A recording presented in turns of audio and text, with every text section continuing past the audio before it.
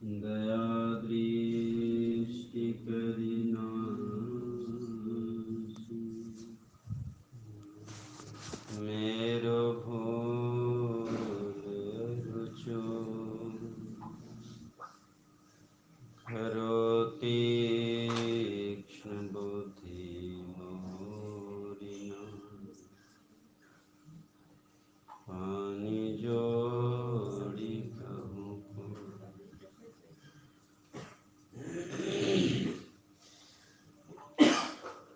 सर्वत्र विराजमान 20वीं सदी के महान संत सर्वक्षण स्मरणीय परम आराध्य संत सद्गुरु महाराज के युगल पाद पदों में कोटि नमन। सत्संग में उपस्थित धर्म प्रेम सज्जनों, धर्मशिला माताओं एवं भक्तिमती बहनों, सबों के अंतःकरण में विराजमान प्रभु के अंश को प्रणाम निवेदित करता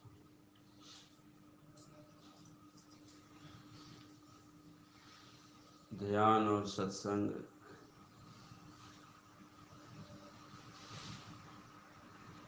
भाग्यवान व्यक्ति को मिलता है जो काल के अधीन हो गए हैं। उसे ध्यान और सत्संग अच्छा नहीं लगता है, उसे संसार का काम प्रिय लगता है। काल उसे सत्संग में आने से रोकता है, कुछ ना कुछ काम में फंसा देता है काल।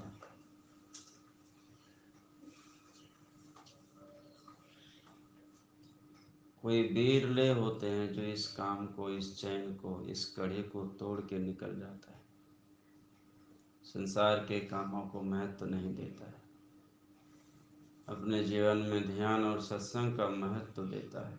समझ लेना चाहिए काल कोई बातों को उन्होंने टाल दिया, और जीते जी यदि काम हमने नहीं कर पाए तो काल के अधीनस्थ होकर के हम अपने मानव जीवन के अनमोल इस रत्न को खो देते हैं। गुरु महाराज कहते हैं, काल मुख से निबो की भागो, ध्यान केवल भाई रे। ऐसो अवसर खोइयो तो रोइयो पछताई, माघ भूखा बाघ काल के मुख पड़ो है बाबरे, होश कर चेतो सवेरे। गुरु महाराज कहते हैं कि माघ के समय में बाघ को आहार नहीं मिलता है,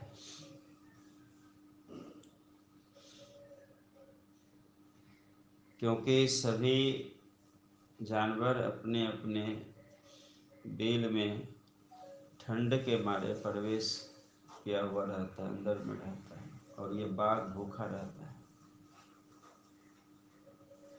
कहता है, ऐसे बाघ के मुख में तुम पड़े हो, काल के मुख में। होश कर चेतो सवेरे। हम तो बेहोश हैं, होश नहीं है। रोज गाते हैं, आवागमन सम दुख दो जाए। आने जाने का जो दुख है, इसके समान बड़ा दुख नहीं है कुछ। लेकिन हमारे जीवन का दुख है पारिवारिक समस्या, धन की कमी, स्वास्थ्य की समस्या। ये दुख है हमारे जीवन का। जो ये दुख आप एक जन्मों से नहीं भोग रहे। ये पारिवारिक की समस्या, स्वास्थ्य की समस्या, धन की कमी, ये इस जीवन से नहीं है, कई जन्मों से आप भोगते आ रहे हैं। ये मानव शरीर मिला है, कर्तव्य यदि सही नहीं होगा। आप मानव शरीर के अलावे शरीर को देखिए, आप गाय को पालिए, अगर उसे भूख लगी है तो वो बोल नहीं सकती। ये कल्पना कीजिए। कोई भी जानवर है वो बोल नहीं सकता है, जो आप उसकी भाषा को समझ कर उसका इलाज करा सकते हैं। उसके शरीर में दर्द है, वो भोगती है, बोल नहीं सकती, अपना दुख व्यक्त नहीं कर सकते। आप तो दुख भी सुना सकते हैं किसी को। क्या होगा? उस जीवन में चले जाएंगे, उस शरीर में चले जाएंगे, तो ये आत्मा तो मरती नहीं है, आत्मा तो शरीर बदलती है। मनुष्य के अलावे कोई जानवर और पक्षी भजन कर सकता है? किसी को अधिकार नहीं है। अधिकार उसको था, लेकिन हम जैसे लोगों के तरह ही उन्होंने अधिकार को खोया है। ध्यान सत्संग का समय है, फुर्सत नहीं है, ऐसे लोग ही उस जोनी में चले जाते हैं कि जाओ, तुझे सब दिन के लिए फुर्सत मिल गई, तुम सत्संग में नहीं जा सकता, तुम ध्यान में नहीं जा सकते, तुम्हें छुट्टी मिल गई। ऐसी स्थिति पैदा हो जाती है, लेकिन लोग समझता कहाँ है। इस जन्म में फुर्सत नहीं है, पूरा ऐसा परमात्मा की मौज होगी, पूरी फुर्सत। एक खुट्टे में बंधे रहेंगे, गले में रस्सी होगी, भूख से तड़पेंगे, प्यास लगेगी। फुर्सत किसान को जब होगा तब आपको पानी और भोजन मिल सकता है, आप अपनी मर्जी से नहीं खा सकते।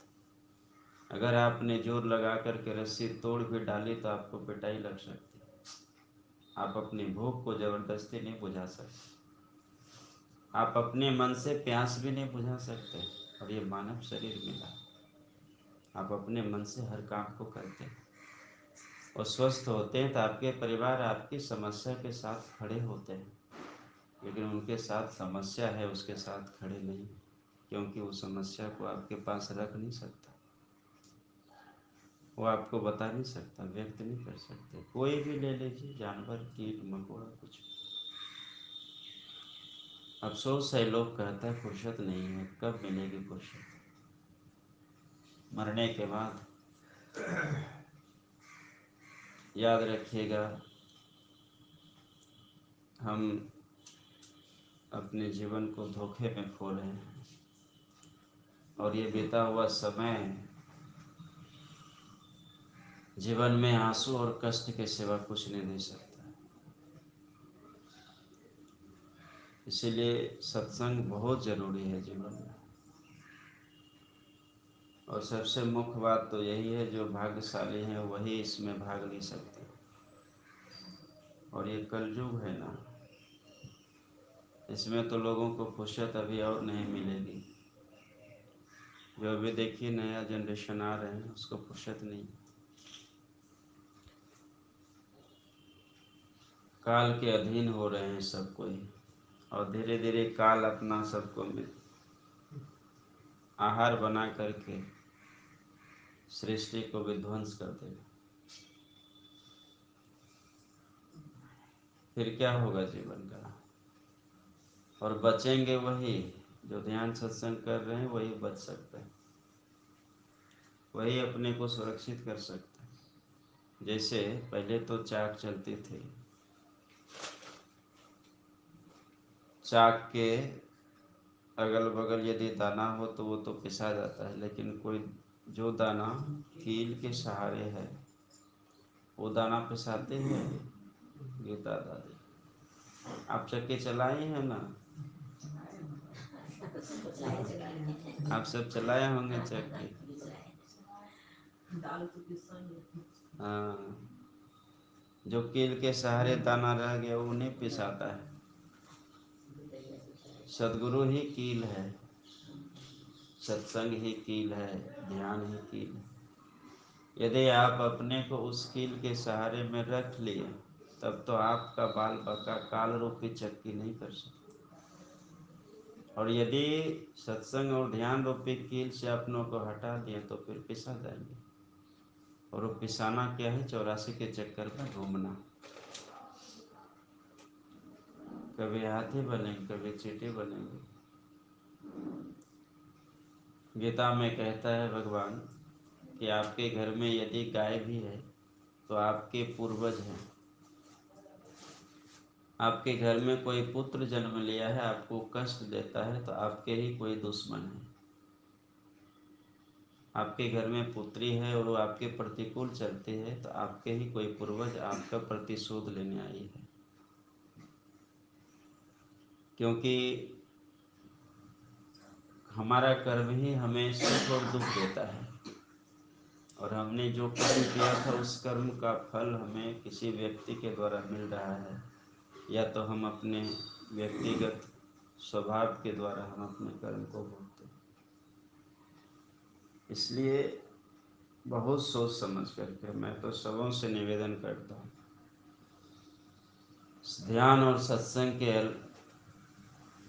इससे हट करके जीवन को मत बिताइएगा, नहीं तो बहुत रोना पड़ेगा। और आपके इस दुख को देखने वाला संसार के एक भी आपके परिवार के सदस्य नहीं होगा। भटकते रहिए खूब, आज फलाने काम में, आज चिल्लाने काम में दौड़िए, और इस काम को छोड़ करके याद रखिएगा आप हानि में चले जाएंगे। क्योंकि आप नहीं रहेंगे तो सारे एक संसार का काम होगा, आप नहीं भी जाएंगे काम करने तो काम हो जाएगा। लेकिन ये काम दूसरा आदमी करेगा। आप बोल दीजिएगा बेटा थोड़ा मेरे बदले में ध्यान कर लेना, नहीं, ध्यान तो बहुत सूक्ष्म है। बोलिए मेरी बहुत जोर से भूख लगी है, बेटा थोड़ा भोजन कर लेना, भूख मिटेगी? नहीं मिट सकती, आपको खाना पड़ेगा। लोग पुत्र पुत्री की चिंता में अपने को ऐसा खो देता है कि अपना सुध ही नहीं रहता है। अरे वो आपका नहीं है, वो तो एक मेला झूठ का बहाना है। आप इसके चक्कर में अपने कीमती समय को खोते हैं, ये तो आपका नादानगी है। वो जीवात्मा अपना स्वभाव और अपना कर्तव्य लेके आया है, ध्यान दीजिए इस बात। वो जीवात्मा, उसका संस्कार अपना है, आप लाख प्रयास करके उसके संस्कार को नहीं बदल सकते। उनके जीवन में जो प्रारब्ध है आप नहीं काट सकते उसको। आप प्रयास भी करेंगे तो उनके जीवन में वो दुख आएगा, आप बदल नहीं सकते, क्योंकि उनका भोग है, उनका प्रारब्ध है। हाँ, आंसू भले बहा सकते हैं, बदल नहीं सकते।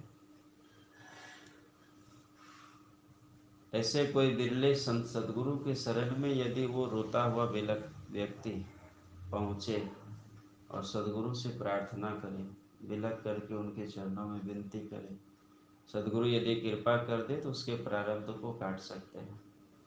लेकिन साधारण व्यक्ति ये काम नहीं कर सकते, और ये प्रारब्ध परमात्मा भी नहीं काटते हैं। ध्यान दीजिए, परमात्मा को भी क्षमता नहीं कि प्रारब्ध को काटें।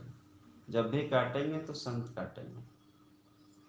संत यदि चाह ले तो आपके प्रारब्ध को वो काट सकते हैं, लेकिन वो काटेंगे क्या, वो अपने पास ले लेते हैं। वो भी परमात्मा प्रकृति के नियम को तोड़ना नहीं चाहते, है सर्वशक्तिमान, वो चाहे तो प्रकृति के नियम को बदल सकता है। गुरुदेव चाहे तो अभी सूर्य को ढक सकते हैं, अंधकार कर सकते हैं पूरी दुनिया को, लेकिन नहीं करेंगे। वो प्रकृति के नियम को नहीं तोड़ते हैं। तो क्या करते हैं, वो दुख अपने ऊपर ले लेते हैं, व्यक्ति को सही कर देते हैं। ऐसे उपकारी संत होते हैं, और ऐसे संतों की भक्ति ही सत्संग कहलाता है। आपका दुख देवी देवता और परमात्मा नहीं ले सकते हैं, लेकिन संत ले लेते हैं, गुरु ले लेते हैं। इसीलिए भगवान राम कहते हैं प्रथम भक्ति संतन के। भगवान कृष्ण कहते हैं उधो संत सदा मोहि प्यारे, मैं संतन के पीछे जाऊं जहां जहां संत पधारे।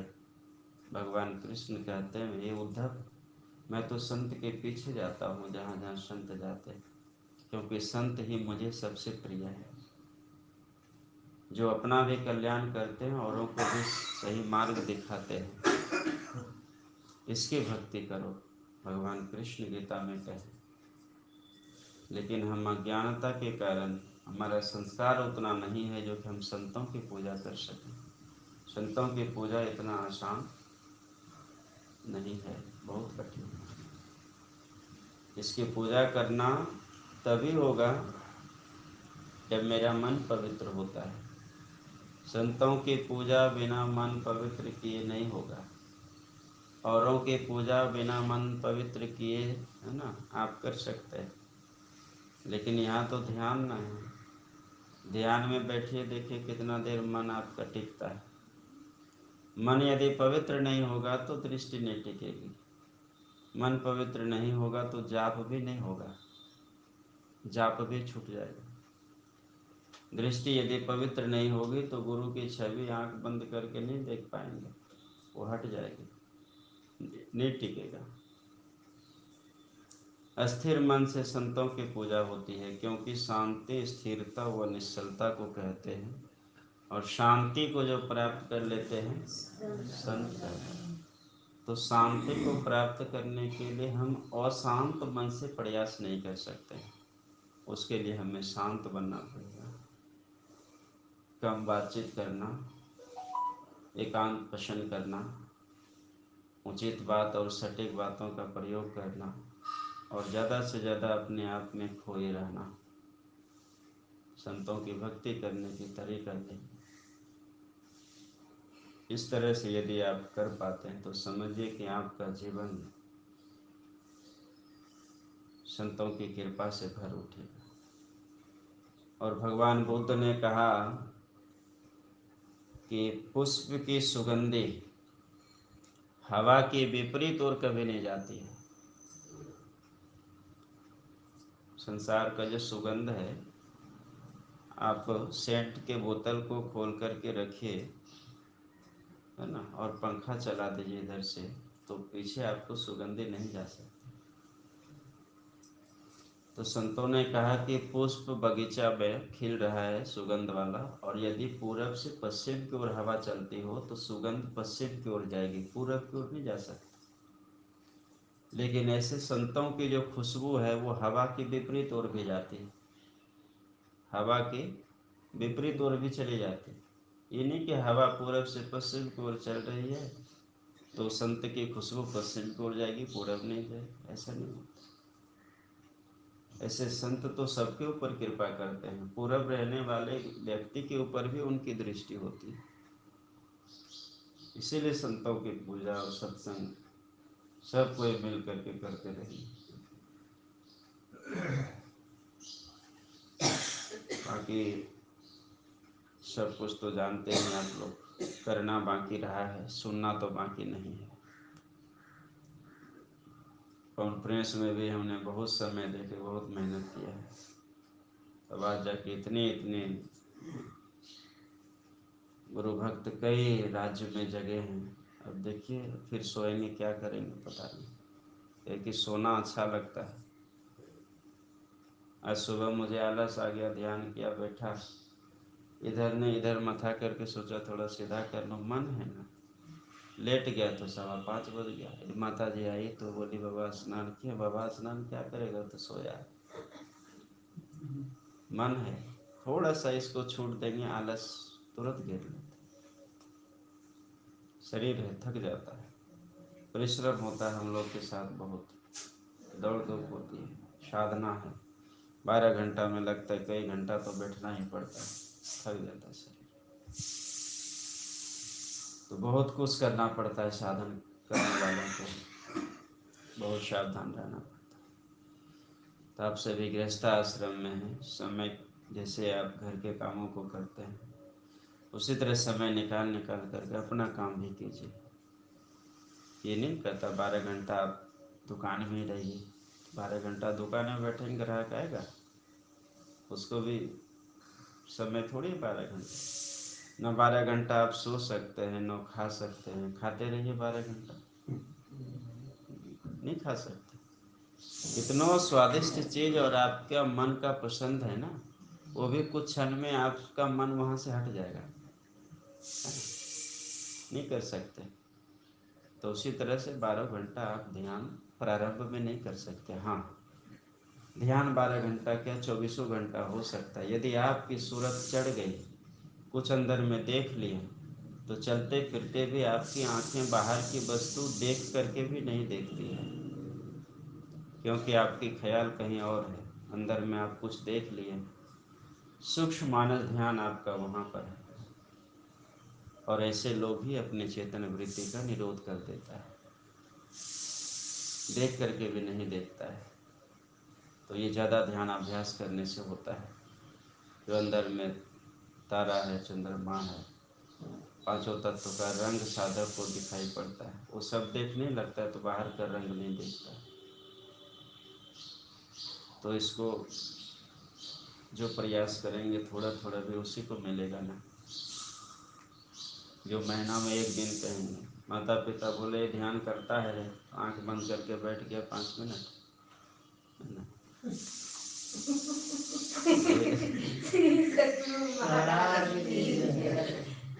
विजय माता पंकज बाबू को बोले कि बाबा आ रहे हैं, शिकायत करेंगे तुम्हारे, तो ध्यान नहीं करता। बाबा के साथ बोला था 5 मिनट बैठेंगे, तो आया नहा के बोले ठीक है बैठ जाता हूँ। 5 मिनट जाके बैठ गए तो हो गया, माँ खुश हो गई, है ना। उसके बाद वो ध्यान करे या ना करे तो दिखाना है। अब बाबा आए हैं तो डर तो है थोड़ा सा कि पूछेंगे, तो थोड़ा दिन जब तक बाबा हैं तब तक कर लेते हैं, है ना। कहेगी ये तो बाबा का काम है।